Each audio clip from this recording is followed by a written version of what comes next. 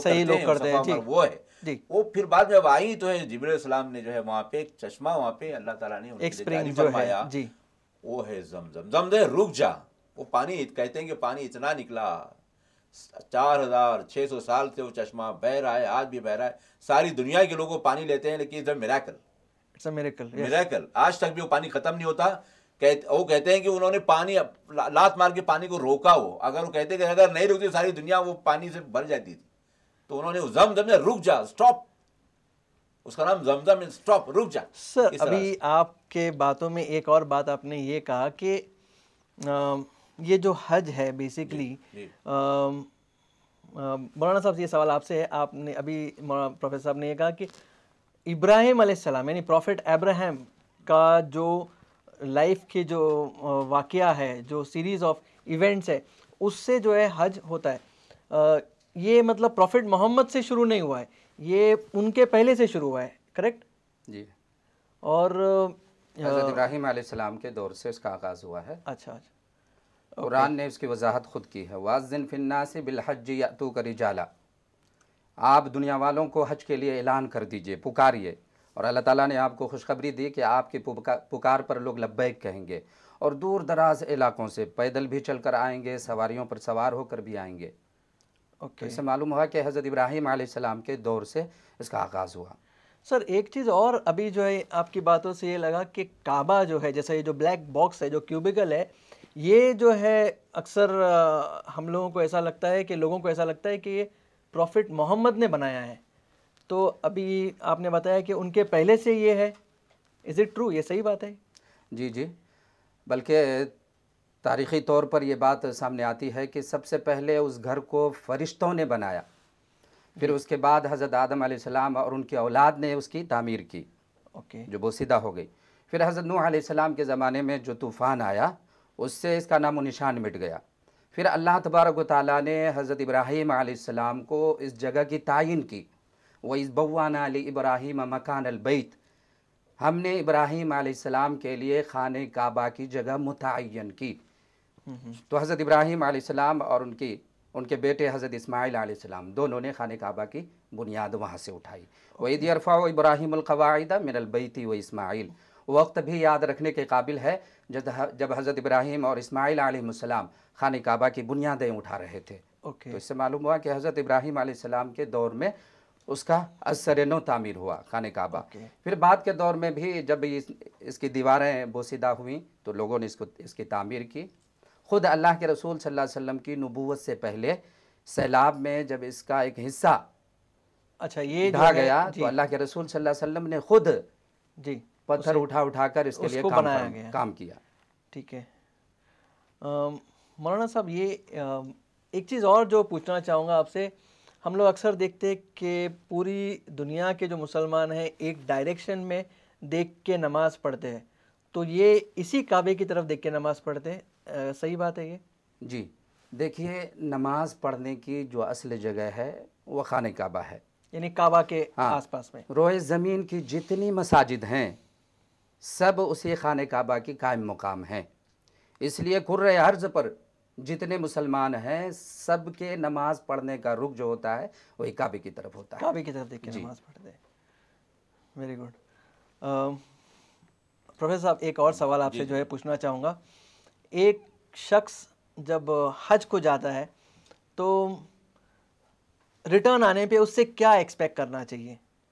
जैसा आपने कहा कि वो बहुत सारी चीज़ें सेक्रीफाइस करके जा रहा है, तो जब वो आता है हज से तो what should we expect out of him? देखिए, मक्का उसको कहा गया सिटी ऑफ पीस। कुरान ने कहा बलदिल अमीन, city of peace. Can you explain the city of peace? City of peace, ये देखिए, ये मक्का और खाना काबा, मस्जिद हराम, ये जो है अमन की जगह है। अब उसके बारे में कहा गया, समझिए, मन काला दखल अल बैता आमिना, जो उसमें दाखिल हुआ वो उसको अमन हासिल हुआ। उस ज़माने में दुश्मनी भी हुआ करती थी, पहले ज़माने में ट्राइबल्स थे वो लोग, जी, हुजूर से भी पहले भी, जी, हज़ारों साल पहले, खून के प्यासे। मगर उस वक्त भी वो लोग अगर इस मस्जिद हराम में दाखिल होते जी, तो माफ़, वो लड़ते नहीं थे। वहाँ पे खून खराबा हराम। वो जगह ऐसी जगह है कि जहाँ न सिर्फ खून खराबा हराम, बल्कि आप जो है किसी चूंटी को तक नहीं मार सकते, किसी मच्छर को नहीं मार सकते, चूंटी को, किसी जान को, किसी जानदार को नहीं मारना है। वहाँ पे बिल्कुल मना है, हराम है वो। प्लांट्स को भी नहीं, प्लांट्स, बल्कि प्लांट काटना जो है, पत्तों को काटना, ये भी हराम है वहाँ पे। ओके एक कांटा जमीन से, हदीस में आया कि कांटा जमीन से नहीं निकाला जा सकता। ओके ये वो ऐसी जगह है। ओके जान जो भी जानदार है उसको आप नहीं मार सकते, वो ऐसी जगह हराम है वहाँ पे। तो वो सिटी ऑफ पीस और वो जगह बिल्कुल कहा कि बलदल अमीन, जिसके अमन की जगह है वो। ओके तो वहां जाकर आप पूरी तरह से शांत हो जाए, शांति आपके अंदर आ जाती है। जी। रात दिन अल्लाह लब्बाइक अल्लाहुम्मा लब्बाइक, O God I am there with you, I am present in front of you correct to serve you. तो अपनी सारी बुराइयां निकाल कर, जो अपनी जितनी शांति पूरी उसके अंदर, रात दिन सिर्फ खुदा और वो कुछ भी नहीं रहता। तो वहां से जो है उसकी सारी बुराई, और वो अपने आप को कहता है कि मैं तैयार हूँ। वो इसी माइंड के साथ जाता है कि मेरे सारे गुनाह माफ हो, मेरे सारे पाप धुल जाएं, मैं एक अच्छा इंसान बनूं, मैं नेक बनूं, दुनिया में ऐसा बनूं जैसे मैंने आज पैदा हुआ। तो वहां वो जाके गिड़गिड़ा के रो के दुआ मांगता है कि मेरे सारी गुनाहें माफ कर, अब तक मैंने जितने पाप किए मुझे माफ कर, क्षमा कर दे, अब मैं नई जिंदगी जीऊंगा। तो वह एक रिजॉल्व है, वो एक अहद है, अल्लाह ताला से एक ट्रस्ट है। वो कहता है या अल्लाह मुझे सीधा रास्ता बता, मैं सीधा जीऊंगा। वो लब्बाइक किस बात पे लब्बाइक है? वो कह रहा मैं हाजिर किस बात के लिए? अपनी तेरी सर्विस के लिए सर, ये सच्चाई के लिए, नेकी के लिए। जी अब ये आप जो ये लब्बाइक कह रहे हैं, ये अक्सर हम लोग सुनाई भी देता है, ये जब वो लोग सरकम्बुलेट करते हैं तो ये क्या है सर? ये जो है ना उसको तलबी कहते हैं जी। हाँ, उसमें जो है देखिए, जब हाजी एहराम बांधता है जी तब से जो है ये तलबी वो पढ़ना शुरू करता है। क्या है सर, थोड़ा आप रिपीट करके जरा बताएंगे इसका मतलब क्या है? लब्बैक अल्लाहुम्मा लब्बैक, ओ गॉड आई एम देयर, ए खुदा मैं हाजिर हूँ। लब्बैक अल्लाहुम्मा लब्बैक, ए अल्लाह मैं हाजिर हूँ। इन्नल हम्दा वन निअमता लक वल मुल्क, तारीफ तेरे लिए, सारा फजल, सारा मुल्क, सारी हर चीज़ तेरी है खुदा, किसी का कुछ नहीं। तारीफ भी तेरी, मैं तारीफ के काबिल नहीं, कोई तारीफ के काबिल दुनिया में कोई नहीं। अगर किसी का प्रेज है तो तेरा है। Glory be to you O God, और सारी बाउंटी, सारा मुल्क, सारी दौलत, हर सब कुछ तेरा है। ला शरीक लक, तेरा कोई शरीक नहीं। तो एक खुदा, God is only one, there is no associate to God, very good, there is no partner to God. खुदा तो अकेला है। लब्बैक ला शरीक लक, इन्नल हम्द वन निअमत व लकल मुल्क ला शरीक लक लब्बैक अल्लाहुम्मा। तो ये जो है रात दिन वो करता है, अपने अंदर की जितने समझिए कि बुराइयां बैठी हैं उसको निकालता है, इसके थॉट्स में, उसके विचारों में जितना गंदा है वो निकालता है, धोता है उसको, और फिर अपनी ज़बान में जो बोलचाल में करता है, झूठ वगैरह, चालाकियाँ, फरेबी, मक्कारी, धोखा, चालबाजी, वो सब, और फिर एक्शंस उसके अमाल, उसका चरित्र, ये सब वो ठीक, वो जाता है। इसीलिए हज का मकसद क्या है? हज वो इबादत है, वो इबादत है, अपने आप को purification, is the purification of soul, तज़किया नफ्स, food for thought, yes, purification of soul. Very true. अपने नफ्स को पाक करना है, रूह को पाक करना है, अपनी आत्मा को पाक करना, शुद्ध करना है। ये शुद्धिकरण का कोर्स है, रिफॉर्म कोर्स, ट्रेनिंग कोर्स है आज। वो जब आता है तो ऐसा आता है जैसे माँ के पेट से बच्चा भी पैदा हो, निष्पाप, निष्मल, ऐसा होता है। Very good sir. मौलाना साहब, ये वक्त जो है होता जा रहा है, मैं आपसे जो है एक सवाल पूछना चाहूँगा कि ये हम लोग एक और मस्जिद जो है देखते हैं अक्सर, जो ग्रीन कलर का डोम होता है, थोड़ा आप ज़रा बताएंगे क्या है ये, और क्या हज को जब जाते हैं तो वहाँ पे भी जाना ज़रूरी है क्या? जी, वो मस्जिद नबवी है, नबवी जी, मदीना मुनव्वरा में, जी, जहाँ अल्लाह के रसूल सल्लल्लाहु अलैहि वसल्लम के कब्र मुबारक है। ये मस्जिद नबवी की ज़ियारत दरअसल हज के अरकान में से कोई रुकन नहीं है, मतलब वो जाना ज़रूरी नहीं है? ज़रूरी नहीं है। अच्छा।